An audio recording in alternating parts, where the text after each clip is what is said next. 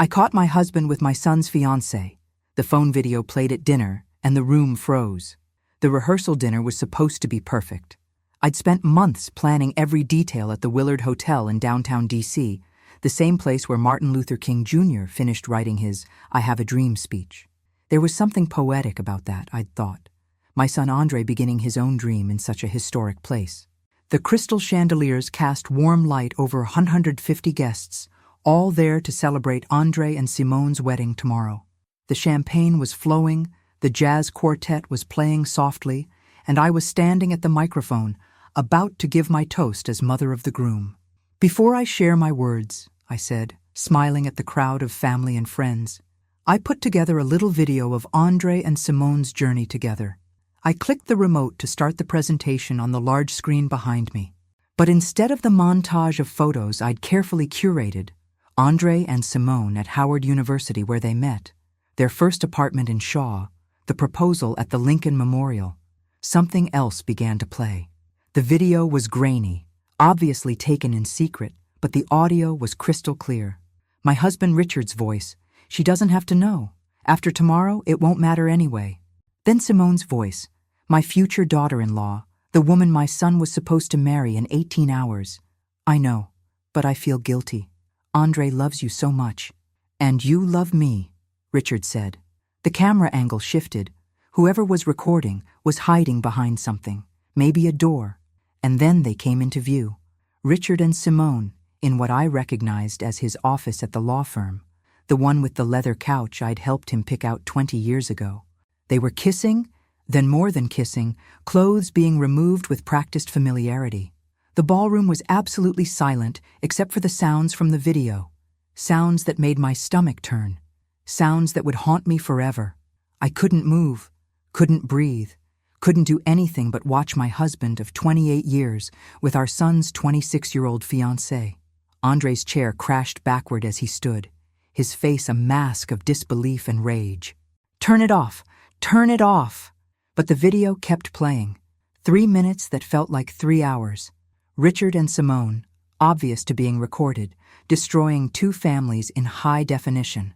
I finally found my voice, my teacher's voice, the one that could quiet a classroom of 30 teenagers. "Everyone out! Now!" The guests fled like the room was on fire, whispers already starting, phones already coming out. In the age of social media, this would be everywhere within hours. The perfect wedding, the perfect family, the perfect lie, all of it destroyed in 3 minutes of video. Andre was at the screen, yanking cords, finally killing the image, but not the memory. Never the memory. He turned to Richard, who sat frozen at the head table, his face gray. "Dad?" Andre's voice broke on the word. "Dad, tell me that wasn't... Tell me..." Richard's mouth opened and closed like a fish gasping for air. No words came out. What words could there be? Simone sat next to him, tears streaming down her face, her wedding rehearsal dress, the one I'd gone with her to pick out, the pale pink that brought out her skin tone so beautifully, now looking like a costume for a play where she'd been miscast. "How long?" I asked, surprised at how steady my voice was. "How long has this been going on?" "Diane, Richard started. "How long?" "6 months, Simone whispered. 6 months. They'd been planning this wedding for 8 months, which meant that for most of the engagement, while I was helping Simone pick flowers and taste cakes and choose bridesmaids' dresses, she was sleeping with my husband. "The video," Andre said suddenly. "Who took the video? Who sent it?" We all looked at the laptop connected to the projection system. It was mine, the one with all the wedding preparation files. But the video file wasn't familiar. Someone had uploaded it remotely, replaced my slideshow file with this bomb. My phone buzzed with a text from an unknown number. "Check your email. There's more you need to know." I looked around the empty ballroom. Empty, except for our destroyed family. The jazz quartet had left their instruments. Abandoned champagne glasses dotted the tables like teardrops. The wedding cake I'd specially ordered, a practice run for tomorrow's 5-tier masterpiece, sat untouched, bride and groom figurines on top, smiling at nothing. "I'm leaving," I announced, picking up my purse. "Mom, wait," Andre started. "Not you, baby, never you."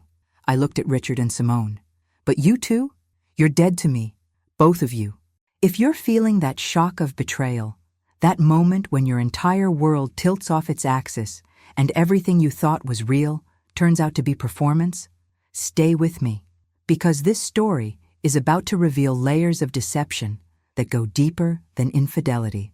I drove home to our house in Chevy Chase, the one we'd bought when Richard made partner at his firm 15 years ago, the house where we'd raised Andre and his sister Zoe, the house where Simone had spent countless dinners, holidays, family game nights.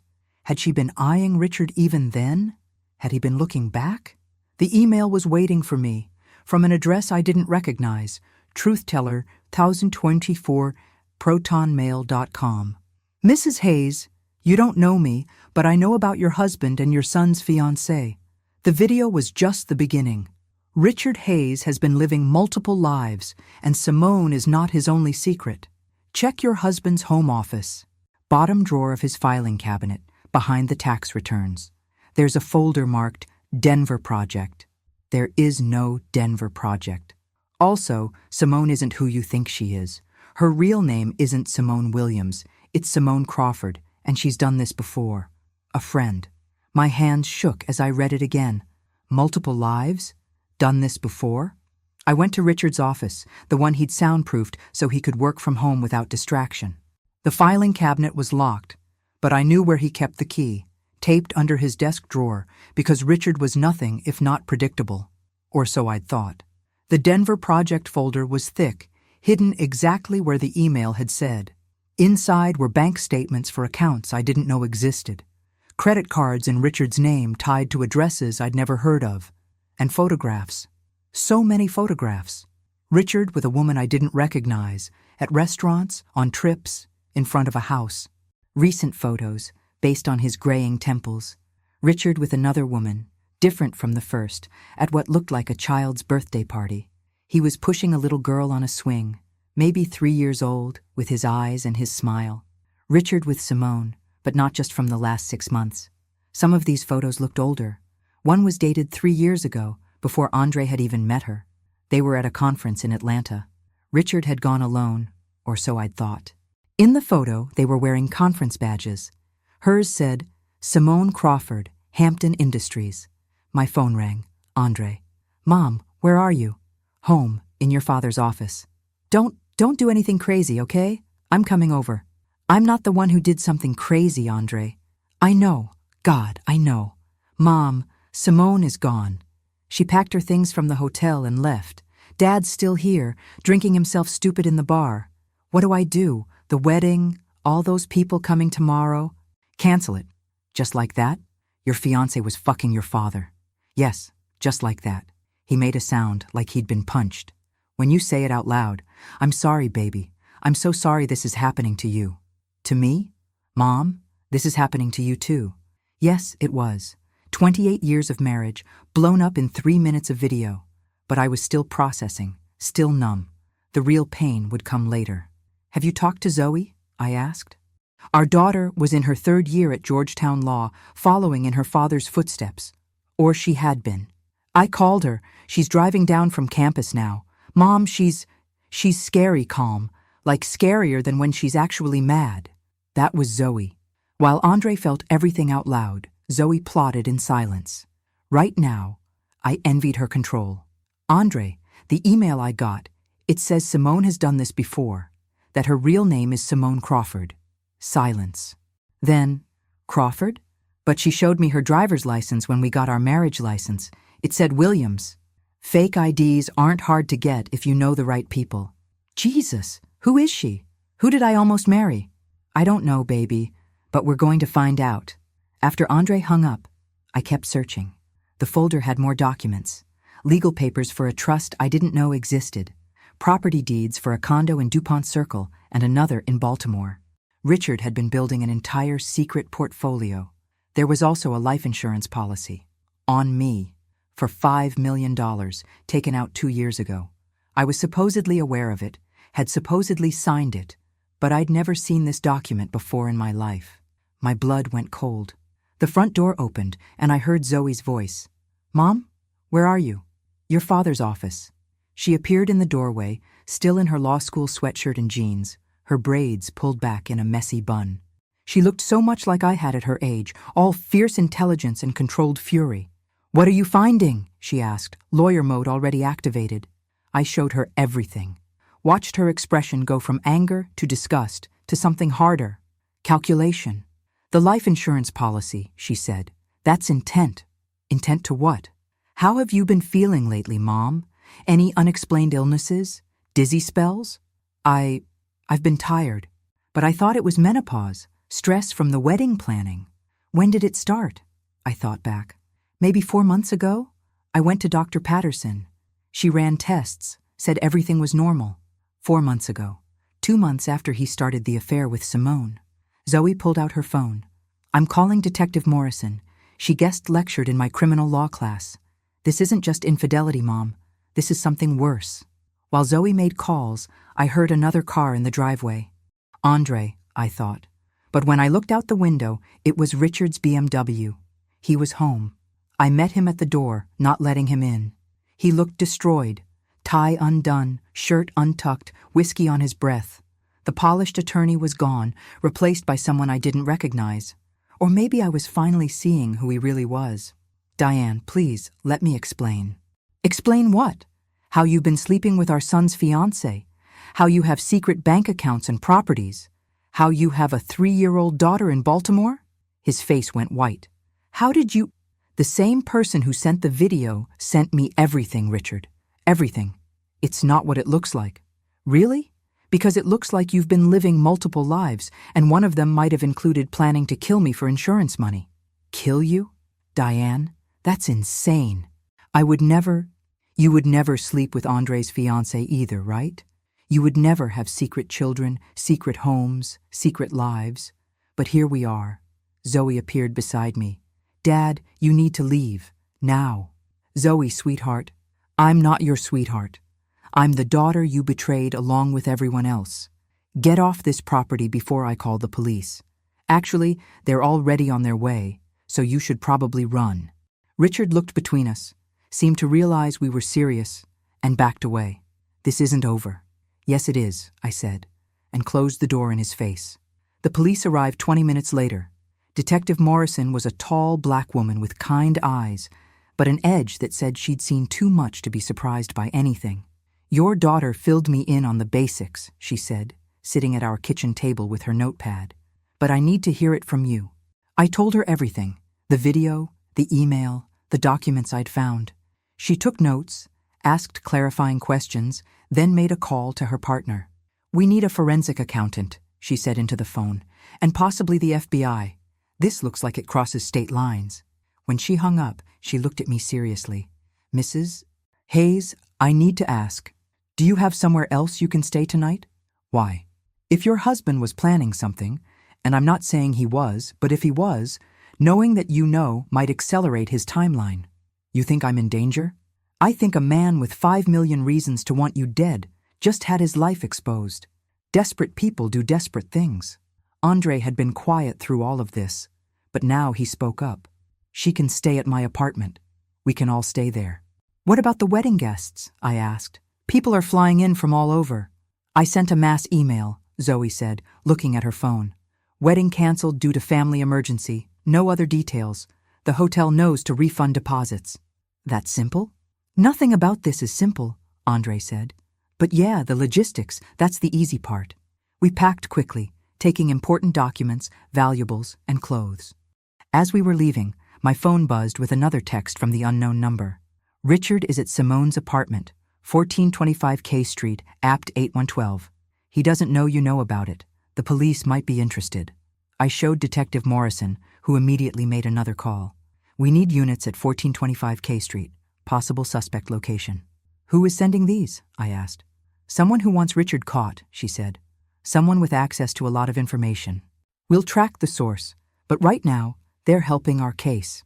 At Andre's apartment in Navy Yard, we ordered pizza that no one ate and sat around trying to process the last few hours. Andre had turned off his phone after the 100th call from a wedding guest. Zoe was researching on her laptop, her legal training in full gear. "Found her," she announced. "Simone Crawford. She was involved in a similar situation in Philadelphia 3 years ago. Engaged to a young man from a wealthy family, had an affair with his married father.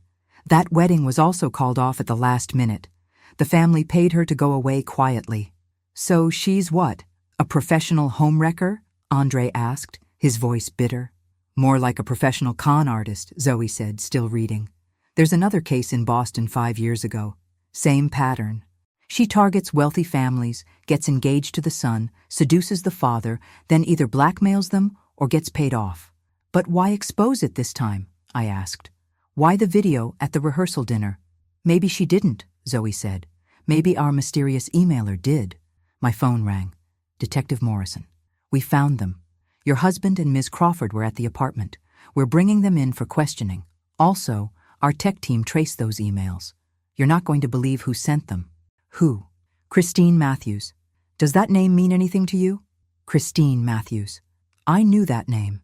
She was Richard's secretary at the law firm. Had been for 10 years. Quiet, efficient Christine who always remembered my birthday and sent thoughtful Christmas cards. She's been gathering evidence for 2 years, Detective Morrison continued. She's on her way to the station now to give a statement. Says she has more documentation than what she sent you. After the detective hung up, I sat in stunned silence. Christine. Why would she risk her job, potentially her career, to expose Richard? The answer came at 2 a.m. when Christine herself called me.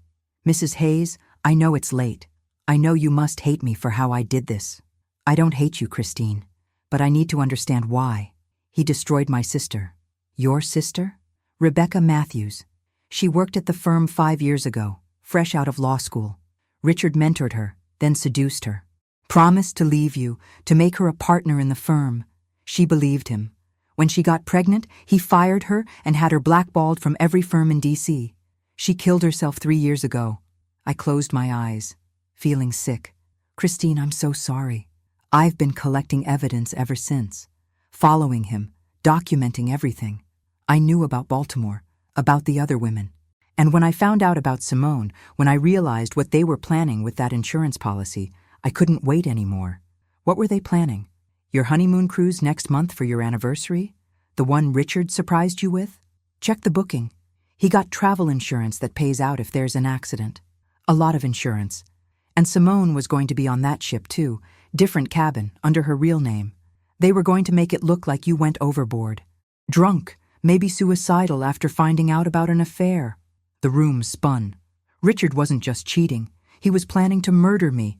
If you're still processing this revelation, this complete destruction of a life I thought I knew, tap that subscribe button, because the depths of Richard's deception are about to reveal themselves in ways that will shock even me.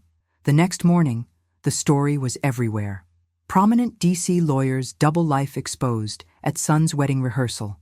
The video hadn't been shared publicly, yet, but everyone who'd been at that dinner had told everyone they knew. My phone was blowing up with calls from friends, family, colleagues, all wanting to know if I was okay.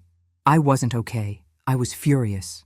Detective Morrison called with updates. Richard is being held on conspiracy charges.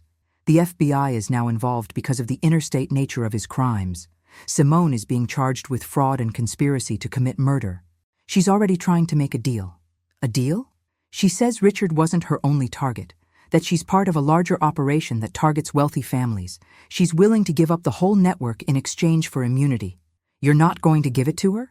That's up to the federal prosecutors. But Mrs. Hayes, if she's telling the truth, your family might have been one of dozens she's done this to. I thought about all those other families, other women like me who'd had their lives blown up by this parasite. What about the Baltimore situation? I asked. The child? That's real? Her name is Sophia. Richard set up a trust for her and her mother, Denise Campbell. Ms. Campbell claims she didn't know Richard was married. Another lie or another victim? I didn't know anymore. Zoe had taken charge of the legal side, filing for emergency divorce proceedings and freezing all joint assets. He can't touch anything without court approval now, she told me. And I've got classmates going through every financial record. If he's hidden money, we'll find it. Andre was dealing with his own devastation. He'd loved Simone, or who he thought she was. Was any of it real? He asked me. Did she ever actually love me? I don't know, baby. Maybe she did, in her way. How can you be so calm about this? Dad betrayed you way worse than Simone betrayed me. Was I calm? I didn't feel calm. I felt like I was watching my life from outside my body, like this was happening to someone else. The real emotions would come later, I knew. Right now, I was in survival mode. That afternoon, Richard's law partners showed up at Andre's apartment, Martin Ashford and James Chen, men I'd known for 20 years who'd been at my dinner table countless times. "Diane, we're so sorry," Martin said. "We had no idea." "Really?" Zoe challenged. "You had no idea your partner was living multiple lives? Using firm resources for his schemes?" James shifted uncomfortably. "We're conducting an internal investigation. If Richard misused firm funds—" "When," I corrected. "When you find out he misused firm funds." "Because he did. The condo in DuPont? Purchased through a shell company registered to the firm's address." They exchanged glances. "You have proof?" I showed them the documents Christine had sent. Watched their faces pale as they realized the extent of Richard's crimes and their firm's potential liability. "We'll make this right," Martin said. "The firm will cover any damages, any legal fees, and Diane, Richard's partnership share, it's yours. We'll make sure of it." After they left, promising full cooperation with the authorities, another visitor arrived. Denise Campbell, the woman from Baltimore, stood at the door holding a little girl's hand. Sophia, Richard's other daughter. "I'm sorry to just show up," Denise said. She was younger than me, maybe 35, pretty in a tired way. "But when I saw the news, when I learned Richard was married, I had to meet you, to apologize." I looked at the little girl, who had Richard's eyes and his stubborn chin, an innocent in all of this. "Come in," I said. Denise's story was heartbreakingly familiar. Richard had pursued her, promised her everything, set her up in a nice apartment, told her his marriage was over, that divorce was just a formality he was working through. "He was there every Tuesday and Thursday," she said. "Like clockwork. Took Sophia to the park, read her bedtime stories. I thought we were a family." "We were all his family," I said. "He just kept us in separate boxes. What's going to happen to him? Prison, hopefully, for a long time." She nodded, tears falling.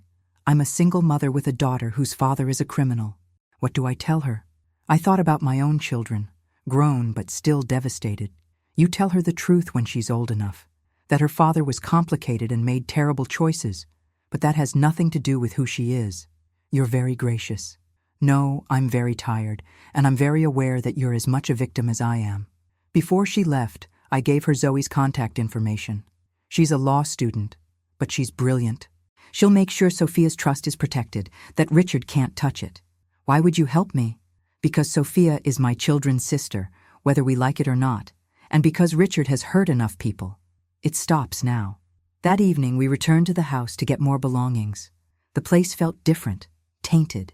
28 years of memories, and now all I could see were the lies. Which photos on the wall were taken during weeks he was with other women? Which business trips were real? Which late nights at the office were spent in DuPont Circle or Baltimore? In our bedroom, my bedroom now, I found something that made me laugh bitterly. A gift box hidden in Richard's closet, clearly meant for our anniversary next month. Inside was a diamond necklace, expensive and tasteless, the kind of thing Richard thought I wanted, but that I'd never wear. The receipt showed he'd bought it the same day he'd taken out the life insurance policy on me. Was it guilt? Or part of his performance playing the loving husband right up until he pushed me off a cruise ship? My phone buzzed. Another unknown number, but a different one. I almost didn't answer, but something made me. "Hello? Is this Diane Hayes?" A woman's voice, nervous. "Yes. My name is Monica Chen. I was involved with Richard 4 years ago. I heard about what happened, and I thought you should know there are more of us." "More?" "Women he had affairs with. Some just brief, some longer. There's actually a group of us. We found each other online, comparing stories. There are 12 of us that we know of. 12, at minimum." "Why are you telling me this?" "Because we want to testify. If there's a trial, we want to speak up. He threatened some of us when we tried to end things. He ruined careers, destroyed reputations. One woman, Sarah, he had her committed to a psychiatric facility when she threatened to tell you. Said she was delusional. I sat down hard on the bed. He had someone committed? For 3 weeks, until her family got lawyers involved. She's okay now, but she lost her job, her credibility. He's evil, Mrs. Hayes. I'm sorry to say that about your husband, but he is. After Monica hung up, promising to send contact information for the other women, I sat in the ruins of my bedroom and finally let myself cry. Not delicate tears, but body-shaking sobs that left me gasping. 28 years. 3 decades of my life given to a monster who wore the mask of a loving husband. Zoe found me there an hour later, curled on the floor beside the bed. "Mom?" She sat beside me, pulled me into her arms. My daughter, comforting me like I'd once comforted her. "How did I not see it?" I asked. "How did I live with him for so long and not know? Because you're a good person who assumes others are good too. Because he was a master manipulator. Because believing someone you love is capable of this is almost impossible until proof is shoved in your face. I feel so stupid." "You're not stupid. You're human. And you survived him, Mom. Whatever he was planning, you survived." That night, Andre, Zoe, and I had dinner at Andre's apartment, Chinese takeout that we actually ate this time. We were finding our new rhythm, our new family structure minus Richard. "I keep thinking about the wedding," Andre said. "All those people who came to celebrate, and instead they got the show of the century." "I'm sorry your day was ruined," I said. "It wasn't really my day though, was it? It was Simone and Dad's sick game. The whole engagement was probably orchestrated. She probably targeted me specifically to get to him." Zoe, who'd been researching obsessively, looked up from her laptop. "Actually, that might be backwards." "What do you mean?" "I found some emails in the court documents. Simone reached out to Richard first, 3 years ago, about an internship at his firm. He turned her down, but they kept corresponding. I think he knew who she was, what she did, and when Andre started dating someone seriously, Rachel, remember her? Richard introduced Simone into Andre's social circle. Andre went pale. He set me up? My own father set me up with a con artist? It looks like it. Maybe as backup for his plan with Mom. If one scheme didn't work, the other would. The enormity of Richard's betrayal kept expanding. It wasn't just infidelity, wasn't just murder for hire. He'd manipulated his own son's life, orchestrated his relationship, all for money. Detective Morrison called the next morning with news that shocked even her. We executed search warrants on all of Richard's properties. In the Baltimore apartment, we found something disturbing. More disturbing than what we already know? He had files on 6 other women, photos, financial records, medical information. All wealthy, all married. We think he and Simone were planning to expand their operation. She would seduce the husbands while he pursued the wives. Then they'd either blackmail the families or arrange accidents. 6 other families? That we know of. We're still searching the DuPont property. I thought about those 6 women, going about their lives, not knowing they'd been marked for death by my husband. "We need your help," Detective Morrison continued. "You knew Richard best. Can you come to the station, help us understand his patterns, his methods?"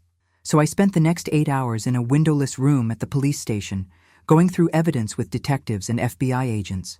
Photos of Richard with women I didn't recognize, in places he'd told me he'd never been. Financial records showing money moving through dozens of accounts, a complex web designed to hide millions. "This goes back 15 years, one FBI agent said. "At least. Your husband has been running various schemes since before your daughter was born. 15 years. Zoe was 23, which meant that when I was nursing our infant daughter, when Andre was starting elementary school, Richard was already living his double, triple, quadruple life. But the worst revelation came when they showed me a particular file. "Do you recognize this woman?" Detective Morrison asked, showing me a photo. It was my friend Patricia. We'd been close for years, until she'd moved to California suddenly 5 years ago. Said she needed a fresh start after her divorce. "That's Patricia Morgan. She was my friend. According to these records, she was having an affair with Richard. When she tried to end it, he threatened to destroy her husband's business. She left the state to protect her family. My friend. He'd seduced my friend. How many more? I asked, exhausted. How many people in my life were actually just Richard's victims or accomplices? We're still determining that. I went home, to Andre's apartment, which was now home, and found my children watching the news. Richard's arrest was the lead story. They'd gotten footage of him in handcuffs, being led into federal custody. He looked smaller somehow, older. The mask was off completely now. They're freezing all his assets, Zoe reported. Every account, every property.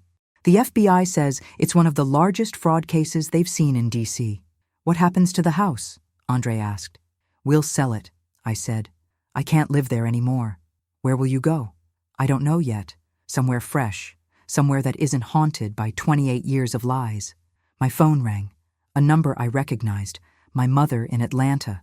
I'd been avoiding her calls. Diane Elaine Hayes, you answer this phone right now. Hi, Mama. Don't you hi, Mama me. I had to find out from the news that my son-in-law is a criminal? That my grandbaby's wedding was canceled because his fiancée was sleeping with his father? It's been a busy few days. I'm on my way. Delta Flight 287, landing at Reagan at 4:30. And baby, when I get there, we're going to sort this all out. My mother, all 5 feet 2 inches of her, was a force of nature. Having her here would help, I knew. She'd never liked Richard anyway. Something about his eyes, she'd always said. 3 weeks passed in a blur of legal proceedings, media attention, and shocking revelations. More women came forward. The investigation expanded to 3 states. Richard was denied bail, considered a flight risk with the means to disappear. Simone cooperated fully, revealing a network of con artists who specialized in destroying wealthy families. She gave names, dates, methods. In exchange, she got a reduced sentence, 5 years instead of 20. It's not fair, Andre said when we heard. She destroyed our family and she gets 5 years? She was a weapon, I said. Richard was the one who aimed and fired her. The divorce was straightforward, given the circumstances.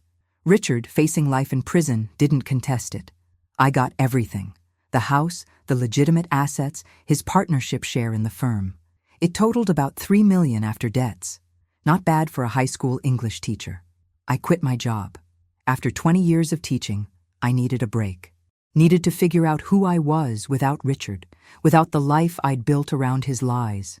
The house sold quickly to a young family who didn't care about its history. I watched from across the street as they moved in, their children running through rooms where my children had grown up. It was sad, but also freeing. Christine Matthews and I became unlikely friends. She'd lost her sister to Richard's cruelty. I'd lost my husband to his evil. We met for coffee weekly, 2 women bonded by betrayal. I'm sorry for how I revealed it, she said one afternoon. At the rehearsal dinner, in front of everyone. It had to be public, I said. If you'd told me privately, I might not have believed it. Richard would have talked his way out of it somehow. He was good at that, at making you doubt your own eyes. Denise, the woman from Baltimore, reached out occasionally. She was in therapy, trying to process everything. Sophia was too young to understand why Daddy didn't visit anymore, why they had to move to a smaller apartment. I set up a trust for Sophia from the divorce settlement. Not a lot, but enough for college someday. Zoe handled the paperwork, made sure Richard could never touch it. Why are you doing this? Denise asked when I told her. Because Richard has caused enough damage. Sophia doesn't deserve to suffer for his crimes. You're a better person than I would be. No, I'm just tired of anger. It's exhausting, and it doesn't hurt him. He doesn't care about any of us. Never did. The trial date was set for 6 months out. Richard was being charged with attempted murder, fraud, conspiracy, bigamy. Turns out he'd actually married Denise in a ceremony in Baltimore, making it legal, and a host of other crimes. He was looking at 40 years minimum. I was asked to testify. So were Andre, Zoe, Christine, Denise, Monica, and 8 other women. It would be a circus, our pain displayed for public consumption. You don't have to do it, the prosecutor said. We have enough evidence without your testimony. I want to, I said. I want to look at him and tell the world what he did. I want other women to know the signs, to protect themselves. If you're still with me, still processing this cascade of betrayals and revelations, subscribe now, because the trial is about to reveal the final depth of Richard's deception, something that will change everything I thought I knew about our entire marriage. The day before the trial started, I received a package. No return address, but postmarked from Miami. Inside was a USB drive and a note. You deserve to know everything.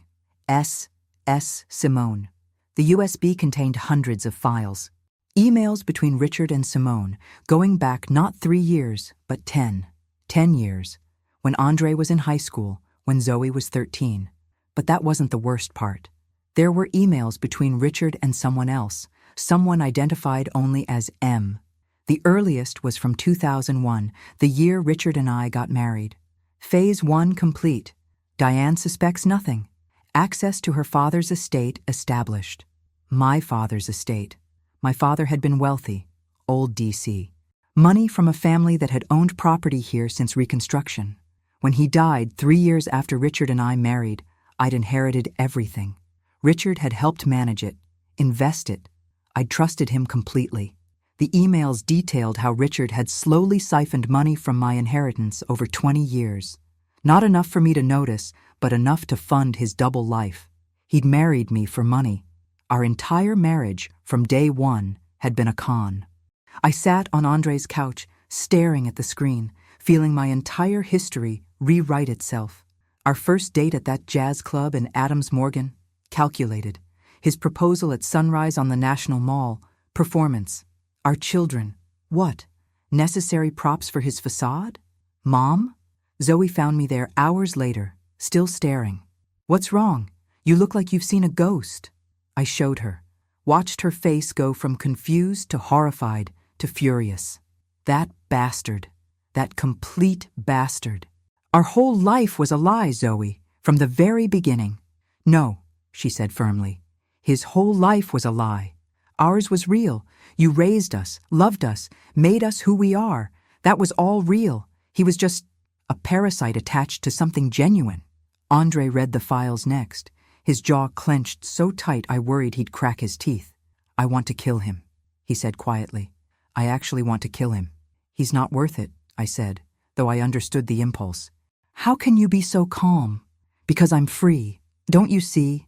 I spent 28 years wondering what I did wrong, why he seemed distant sometimes, why our marriage felt like work.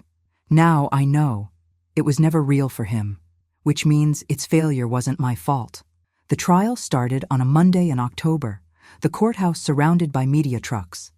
Richard entered in an orange jumpsuit, shackled, looking nothing like the powerful attorney he'd once been.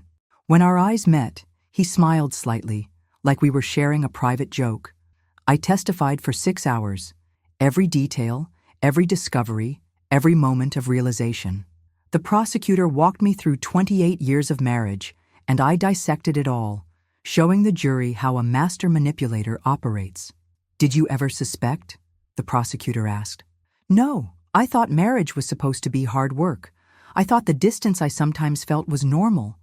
I thought I was lucky to have a successful husband who provided for our family. When did you realize the truth? When a video of him having sex with our son's fiancée played at their rehearsal dinner. Gasps from the gallery. The judge had to call for order. Richard's attorney tried to paint me as a bitter ex-wife, but it didn't work. The evidence was too overwhelming. Email after email, transaction after transaction, lie after lie. Andre testified next, his pain raw and visible. He introduced me to Simone, Andre said, orchestrated our entire relationship, used me as a pawn to get to my mother's money. What kind of father does that? Objection, Richard's attorney said. Speculation. Sustained. But the damage was done. The jury had heard it. Zoe testified with the cold precision of a future prosecutor, laying out the financial crimes in detail. She'd spent months analyzing every transaction, creating a timeline that showed exactly how Richard had stolen millions over 2 decades.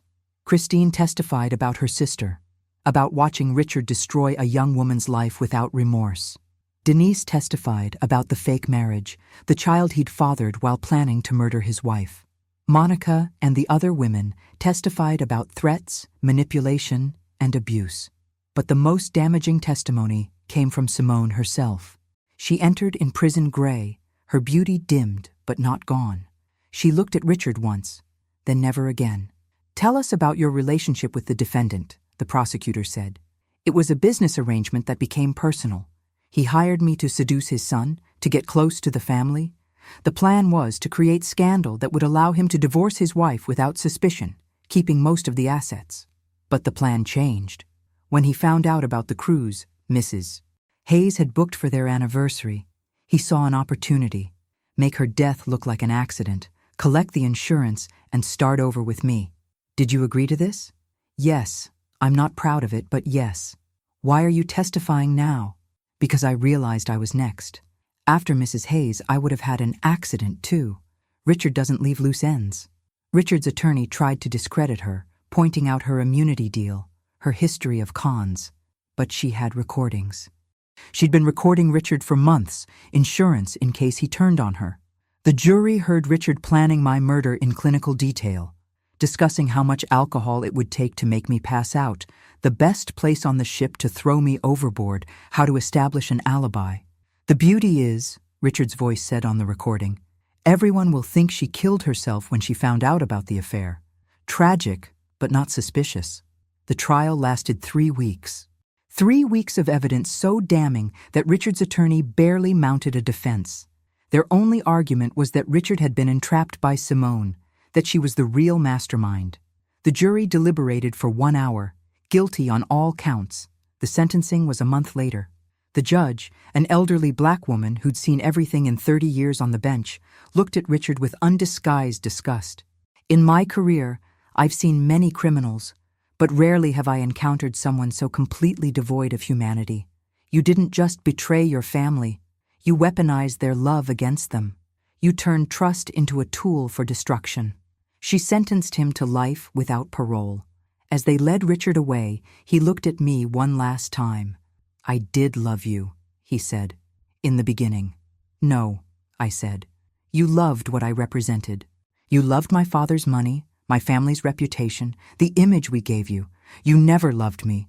You're not capable of love. He laughed, bitter and short. Maybe you're right. And then he was gone. The media circus eventually died down. Andre went to therapy, started healing. He began dating again, cautiously, with what he called trust issues for days. But he was young, resilient. He'd survive this. Zoe threw herself into her studies, graduated top of her class, got a job with the FBI's Financial Crimes Unit. I'm going to catch men like Dad, she said. Stop them before they destroy families. I started writing. First, just journaling, processing the trauma. Then essays, articles about recognizing manipulation, about surviving betrayal. A publisher approached me about a book. I said yes. The book, The Rehearsal Dinner, a memoir of deception, became a bestseller. I donated half the proceeds to a fund for fraud victims. The other half I used to travel, to see the world through my own eyes instead of Richard's lens. I stood at the Eiffel Tower, alone, but not lonely, and thought about the cruise where I was supposed to die. Instead, I was alive, free, rebuilding. My phone buzzed with a text from Andre. Mom, I met someone, a real person this time, verified her entire background. Want to have dinner Sunday? Then from Zoe. Just arrested a guy running the same con Dad did. Thought of you. Love you. Then from my mother in Atlanta. Saw your book at the airport bookstore. Bought 10 copies to give to everyone. That'll show Richard's trifling ass. I laughed, really laughed, for the first time in months. A year after the trial, I got a letter forwarded from my publisher. The return address was the federal prison where Richard was held. I almost threw it away unopened. But curiosity won. Diane, I know I have no right to write to you. I know you hate me, but I need you to know something. The children were never supposed to be hurt. Andre and Zoe were real to me, the only real things in my false life.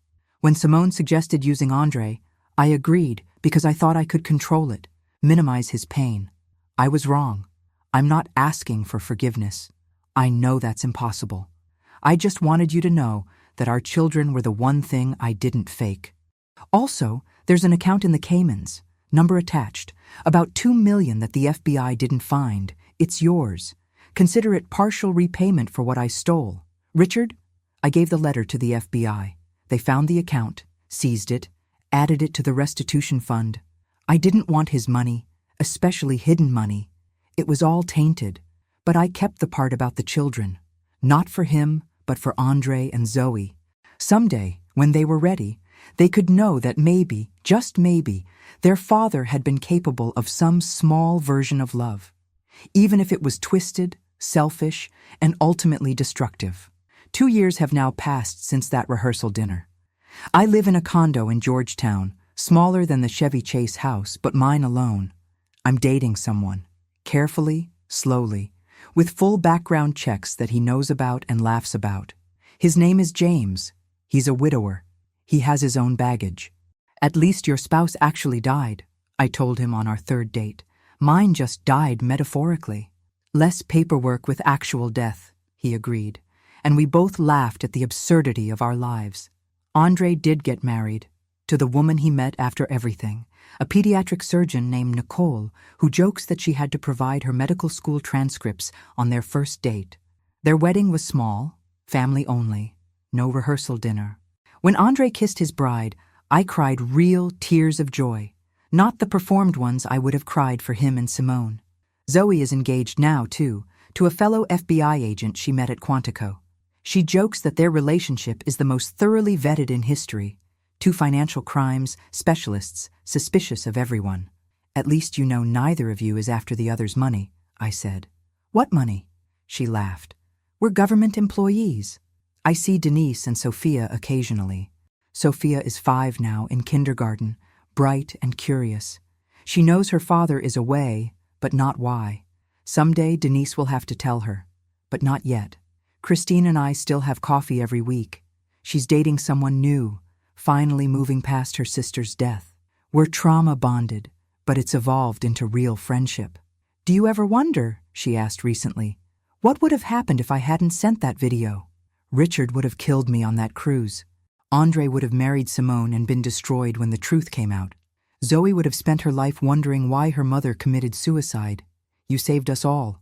I was just trying to get revenge for Rebecca, and instead you got justice for everyone. The other day, I was cleaning out boxes and found our wedding album. Richard and I, young and smiling, cutting the cake, dancing, surrounded by family and friends. I looked at my young self, so confident that I'd found my person, so sure I knew him. I wanted to warn her, to tell her to run.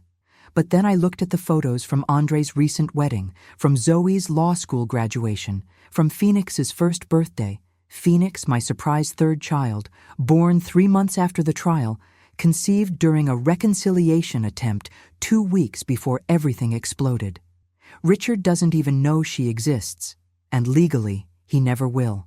All these moments that wouldn't exist if I hadn't married Richard. You okay, Mom? Andre asked, finding me with the albums. Yeah, just thinking. About Dad? About choices. How one choice creates a whole cascade of consequences, good and bad mixed together. Do you regret marrying him? I looked at my son, this wonderful man who existed because of that choice. No, I regret that he was a monster. I regret not seeing it sooner. But marrying him gave me you and Zoe and Phoenix. Worth it, even with everything that happened? Especially with everything that happened. We survived it. We're stronger. We know what we're made of now. Andre hugged me, and I felt the solidness of him, the reality of him. My real family, the one Richard could never destroy no matter how hard he tried. That evening, the whole family came for dinner. Andre and Nicole, Zoe and her fiancé David, baby Phoenix in her high chair, throwing pasta with impressive accuracy, my mother visiting from Atlanta and telling embarrassing stories about my childhood. Remember, my mother said after her 3rd glass of wine, I never liked Richard. Something about his eyes. You never liked anyone I dated, Mama. True, but I was especially right about him. We laughed, all of us, the sound filling my new home with something Richard's house never had. Genuine joy, uncomplicated love, trust that ran deeper than surface. Later, after everyone left, I stood on my balcony looking out at the DC skyline. Somewhere out there, in a federal prison in Virginia, Richard was in a cell, alone with his schemes and his emptiness. Somewhere, Simone was serving her time, probably already planning her next con for when she got out. Somewhere, All the other women Richard had hurt were rebuilding their lives.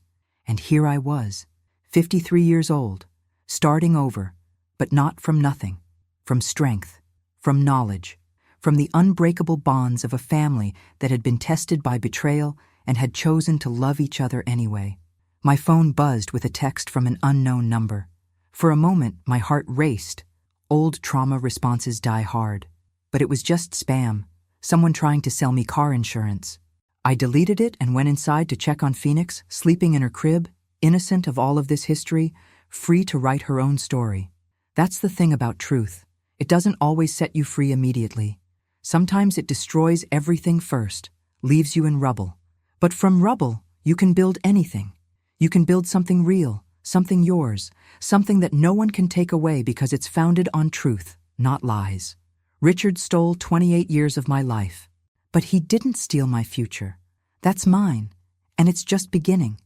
If you've stayed with me through this entire story, through every revelation and betrayal, through the destruction and the rebuilding, then you understand something important about survival. Sometimes the person sleeping next to you is planning your death. Sometimes your entire life is someone else's con game. Sometimes the truth comes out at the worst possible moment, in front of everyone you know. And sometimes that's exactly what needs to happen, because lies told in private can be explained away, but lies exposed in public become undeniable truth. Richard thought he was the master manipulator, the one pulling all the strings, but in the end, it was a secretary with a dead sister and a determination for justice who brought him down. It was his own hubris, his belief that he could juggle all these lives without dropping any balls. He dropped them all, and we survived the shatter. That's our story. That's our victory. And that's our warning to anyone else out there living multiple lives, planning murders, thinking they're too smart to get caught. Someone is watching. Someone is documenting. And someday, probably at the worst possible moment, the truth will play on a screen for everyone to see. The truth always comes out. It just sometimes waits for the rehearsal dinner to do it.